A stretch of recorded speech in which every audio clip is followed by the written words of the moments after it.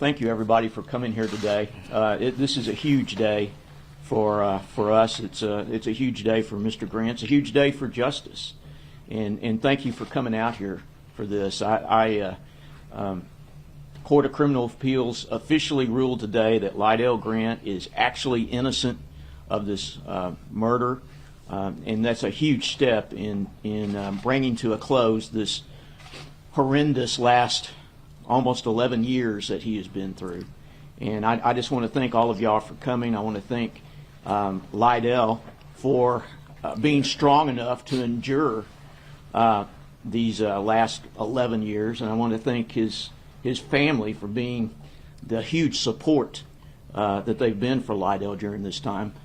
Lydell, of course, and Alonzo Poe, Lydell's brothers, who along with the rest of Lydell's family have been hugely supportive. I want to thank my whole legal team.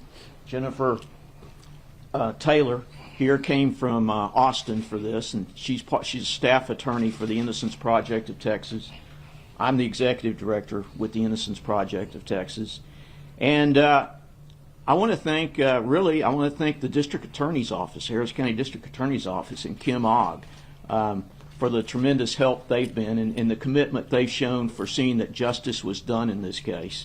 And along those lines, the cold case detectives who also worked very diligently on this case and certainly, as we all now know, obtained the confession from the actual perpetrator almost a year and a half ago now. So with that, I'm going to let Mr. Grant address y'all, and then if Mr. Poe wants to address y'all or Ms. Taylor, they can, and then we can answer any questions you may have. Hello, everyone. Once again, this is a huge day for me. I thank God. I always got to put God first because it was Him who I had when I ain't had nobody else, And I knew that this day was going to come, and I just didn't know when. But I knew this day was going to come because I was actually innocent. I didn't commit this crime at all, But for all my supporters, I love y'all. I can't name every last one of y'all. I want to thank y'all, the news stations. I want to thank all the news stations across the world. I want to thank all the newspaper publications that's across the world. I just want, even the ones who, it's a percentage of the world that's going to have in their mind that I did the crime, but even to them, I got nothing but love for y'all because God is love, and that's who I represent. And I just want to thank God once again because my life was handed over. My life was handed over for me to go into prison for the rest of my life and die. But God, He said different, and that's why I just can't stop thanking Him. I want to thank the Innocence Project of Texas, the whole staff. They are forever in my life, and we are friends. I want to thank Angie Ambers, the expert in the DNA field who reanalyzed the DNA evidence and came to a conclusion, a right justice conclusion. I want to thank Mark Perlin at Cybergenics. It's a lot of people that I don't even know that was supportive of me and had contribute to my justice. So to all of you that was behind the scene, I just want to let y'all know I thank y'all, man. I love y'all, and life got a lot to offer to me, and I'm ready to move forward because I feel no longer restraint of my liberty. I can move and I can do, and all I got to do is just make sure all my steps are cautious steps because I know that at any given time, someone can actually go to prison or go to jail for something that they didn't do. So now my time is like every move I make is calculated. I got to have, when I go to the store, I get a receipt to show that, hey, I was at this place at this time. And it's crazy because now I got to live like that because of what I done been through. But I don't ask for no sympathy for no one. I don't ask for nobody to feel sorry for me because I'm strong, and God, He endured and sustained me to endure, and I just thank Him, man. I love y'all once again. Thank you, Lord. Anybody have any questions for any of us? Yeah, we were talking a little bit about what's the next steps, especially when it comes to clearing, his name. Talk to us a little bit about what happens next now in this process. Well, we still have to get the official mandate from the Court of Criminal Appeals that, can take 30, 90 days. We'll probably file a motion for an expedited mandate. And of course, we'll want to expunge, Lydell's records from this, false accusation and wrongful conviction. And then since he was found actually innocent under state law, he's entitled to compensation for the time he was actually in prison for this crime that he had nothing to do with. So still a battle ahead. Well, there's things to do. Hopefully it won't be a battle. It won't be as big a battle as it's been up to this point. Theoretically, it's a little bit easier from here on out. And Lydell, same question for you. What's next for you? What are some of your goals? Anything on your bucket list that you're trying to? I mean, yes, ma'am, I do. And to answer your question specifically, my next step is going to school. I mean, I didn't already have been to a school tour, going to school and getting a degree in my passion and what I have a passion for to do in life, and that's audio engineering. I love it. I mean, I'm going to pursue my music career that I once had, that I lost. Now I can retain that back. I mean, I have a book that I'm writing, on this situation called Where Did I Go Wrong? It's so many. I got businesses that I have already launched, and I'm trying to get running, but it's going to happen. Everything is a process, and everything takes time. And I know that due to the fact of me going through what I went through, I realized that it was a process that I had to go through. It's a spiritual thing more than anything. It's not about, the exoneration. It's not about the celebration. It's not about, this is about what God can do in a situation when everybody feel as though it's impossible to come from up under. So our honor go to God. I gotta say that. But my next step is to move forward on with educating myself higher and, just going around speaking to the youth, speaking to single parent females, and uplifting them and encouraging them, because that's what we don't have around the world. We don't have love and respect no more. People don't even value life no more. So with that, I want to be a big step, a huge step, out in society and try to change, people's mind frame of thinking, because you realize the smallest thing that you overlook, you realize how much you miss them when you're incarcerated and when you really limited to going and coming from. So, I mean, I appreciate life much more. I take life serious much more, and I'm just grateful. I walk around joyful, and sometimes people feel like I'm doing something. I mean, they make me feel like I'm doing something wrong, but that's just the joy in me. That's just the love that I have for people, and I mean, I got respect for each and every human being. I don't see color, a diversity. I don't see that because I wasn't raised that way. I go off of your character. If you are lined up, if your spirit is right, it's going to line up with mine. If my spirit is bad and yours is bad, spirits, they combine. They come together. But it's just, the future is bright for me, and I'm just willing to take it one step at a time. Tell me a little about what the word innocent means to you. Innocent means, to me, a person who is not the actual person who have committed such allegations and accusations that's pointed towards that individual. And how significant is that word and to have it attached to your name now? Well, it's very significant because for me not to do the crime, I got to be actually innocent. So innocent is a significant word to me in my situation because I wasn't the one at all. Alonzo, would you like to say a few things on what it's like to have him back for your family, and to, I imagine it's rather emotional for you guys. Absolutely. If you come up, please. Yes, ma'am. Well, to win a fight is always a plus. And it's been a long time coming for my family and I. as well as Lydell. So it's nothing but joy from this day forward. So everything can be pushed to the back, and we can start from a new beginning. What's this mean for you, knowing like you were always driving to visit him and always supporting him to be at this moment today? It's almost like boxing, if you will. You go inside the gym, you practice all day long, you go to the fight, and you win the fight. It's just a beautiful feeling. Now, do any of you have a message for the victim's family as they're going to be back in court again with the person who police believe actually did it? You want to address that, Lydell? Well, I'll let Mike.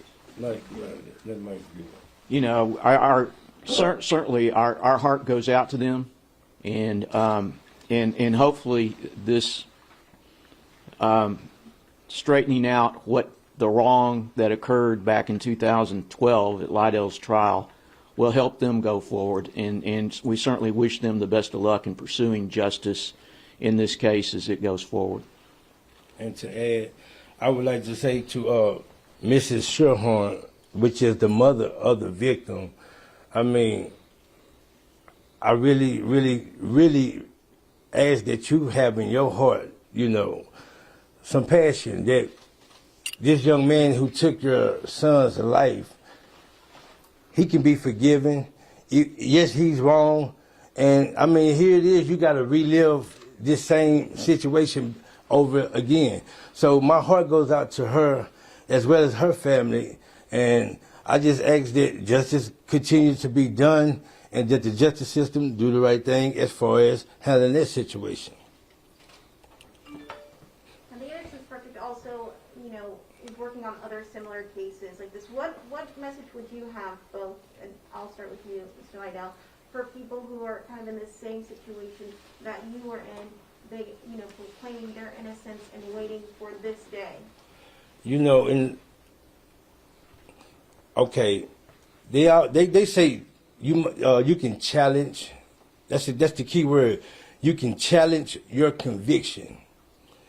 Challenge means you're going to be going back and forth. There's not, if the state is in the wrong, I mean, from experience, I don't believe that they're going to just come forward and just publicize that. They're going to continue forward with, pursuing when they know that. So for the person that's steady getting pursued when they know that they're actually innocent, don't never give up. You can't give up because the innocent man is not going to give up. I believe that wholeheartedly. An innocent man, if he's innocent and he's in a situation like that, he's not going to never give up. He's going to fight. He's going to do whatever it takes to get free so everyone can know that he didn't do it. So my message to the ones that are behind bars, that are locked up, never give up, continue to fight, and don't get caught up in the prison life. Don't lose hope. No, I was just going to say, really, echo everything Lydell just said. Don't give up. The truth is a very powerful thing. There is an objective truth. It is a very powerful thing. It doesn't go away. And if the truth is you're actually innocent and you have contacted us, I believe that eventually we'll be able to prove it. Lydell, what were you doing this morning, and what was that feeling like when you found out? I mean, to be honest, man, it was like finally, because I wasn't like, should I say, excited, or I wasn't surprised. God, I'm living Lydell. This is me. I'm the only Lydell. I'm living this life. So God has given me the vision before this day has came. I knew, like I say, I knew it was gonna come, but I just didn't know when. And I thank God that it came sooner than later. But this morning, when bro come out and tell me, man, hey, it's over with. I kind of like wanted to believe him, but then when Mike got on the phone and confirmed, it was like, okay. Now I'm ready to start living. That was my main thing, to start living a normal life, which it probably won't be normal, but I was just trying to get back to being a human being once again. I mean, I will say this too. It's rough, and for the families who do got people out there that incarcerated and they innocent, support them. I mean, even when Lydell got home, he still needed their support. I went to try to get him some car insurance, and here it was, the murder was on this record, but they was putting points on it, so we had to pay more money for more insurance. So it's been a total nightmare. But this, for everybody out there, y'all support y'all people that's going through this, because it's not easy. It's not easy, and they're gonna need all the support they can get. That's what I got to say about it. Mike, how many wrong convictions case the organization is working on in Texas? I'm sorry. How many wrong convictions cases Right the now? organization is working on in Texas? I would say 20, 25 are at some stage of investigation / litigation. And I just have one final question for you, Lydell. When it eventually does come to the days where your name is completely cleared, what does that mean for you to have your name restored? I don't know. I really can't answer that question. I mean, honestly, I can't because I feel like I mean, even if I go through the process of getting, my name cleared, and when it do have, I believe somewhere along the line that still is going to be in quotation marks around next to my name. So if I get my name ran through by the police officer, I believe that it's still going to show that, even though it was, thrown out, it's still going to show. So I don't feel like my name would be cleared. Kind of to follow up on your question, with as many people as Texas alone incarcerates, I don't know, or are under some sort of criminal justice sentence, maybe 150,000. The academics and the scholars who study it estimate that, 2 to 10%, 2 to 6% of the people convicted are innocent. And if you do the math, that's an incredible number of innocent people in Texas prisons alone that are absolutely innocent. It takes a long time, and it's very difficult to identify them and then be able to come up with the new evidence and the proof to meet this high burden of proof that you've got to meet to prove someone innocent. It's really, honestly, it's much more difficult to prove someone is innocent once they've been convicted than it is to prove that an innocent person is guilty beyond a reasonable doubt.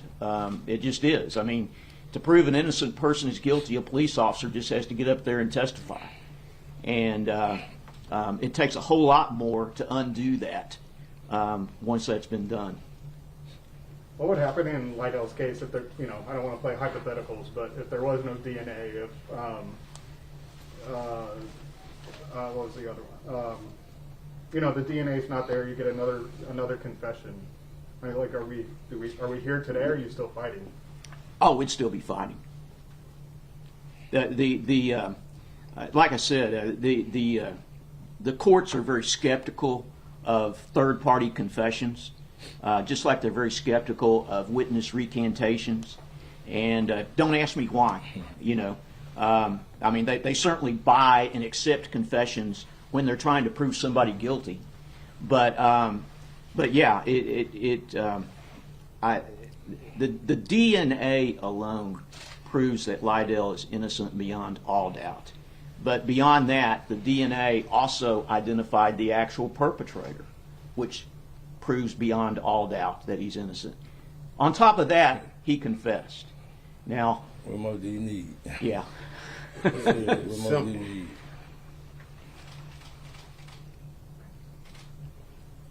Good?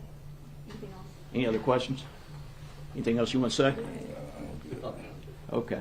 Well, thank y'all so much for coming out in the rain and covering this very important criminal justice story. Yes. I can tell you that as kind of an aside, that this conviction or this investigation was in 2010. In 2011, less than a year later, the Innocence Project of Texas went down to the state legislature and got a law passed that says police cannot conduct pretrial identification procedures the way they did in Lydell's case. We weren't aware of Lydell's case at that point. And had that been in place when Lydell's case was investigated, he never would have been, I believe he never would have been wrongfully convicted. And of course, we were down there this year at the legislature, once again trying to pass laws or get passed laws that will prevent this sort of thing from happening. We tried to get a jailhouse informant law statute passed. And for whatever reason, for all the hue and cry after the George Floyd case about criminal justice reform, all our bills got killed. And that just happened yesterday. And so I just think about how ironic it is today that we've got Lydell's case, and I guarantee you there's going to be innocent people convicted as a result of the legislature not passing through some of the bills that we proposed to them. I'm still angry about that. Yeah.